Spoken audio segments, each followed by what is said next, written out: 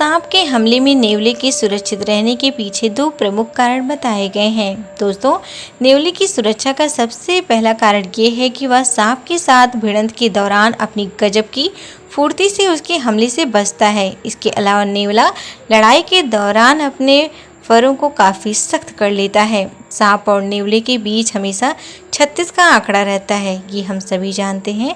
सांप और नेवले की लड़ाई के किस्से और वीडियो तो हमने बहुत देखी है।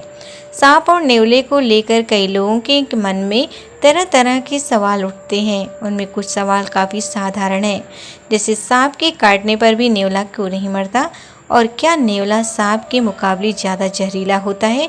आज हम आपको इन दोनों सवालों के जवाब देंगे और बताएंगे कि आखिर सांप के काटने पर नेवला क्यों नहीं मरता।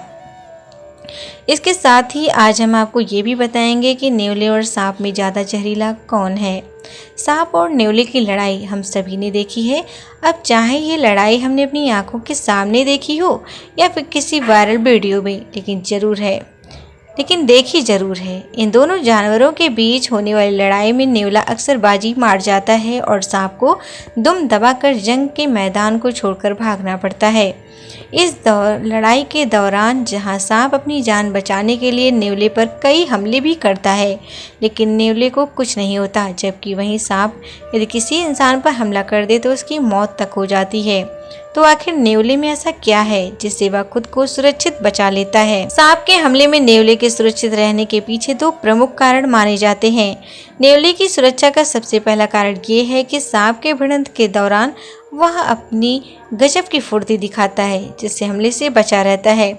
इसके अलावा नेवला लड़ाई के दौरान अपने फरों को काफ़ी सख्त कर लेता है, जिसमें वह सांप के प्रहार से बच जाता है। इसके अलावा नेवले के शरीर में एक ऐसे एंटीडोज होते हैं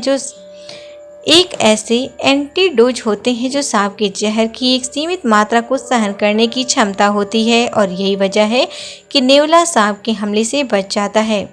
अब बात आती है, क्या नेवला एक सांप के मुकाबले वाकई में ज़्यादा जहरीला होता है।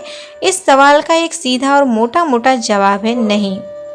सांप के मुकाबले नेवला ज़्यादा जहरीला नहीं होता। दुनिया में सांप की कई ऐसी प्रजातियां हैं जिनके काटने के बाद इंसान की मौत तुरंत हो जाती है, जबकि नेवले के काटने के बाद यदि सही इलाज कराया जाए तो इंसान बच जाता है। कुत्तों की तरह ही नेवले के काटने से भी रेबीज की बीमारी होती है। इसके अलावा नेवले द्वारा किसी इंसान पर किए गए हमले के मामले भी सांप की तुलना में काफ़ी कम होते हैं। हालांकि नेवले के हमले में कई लोगों की जान भी जा चुकी है।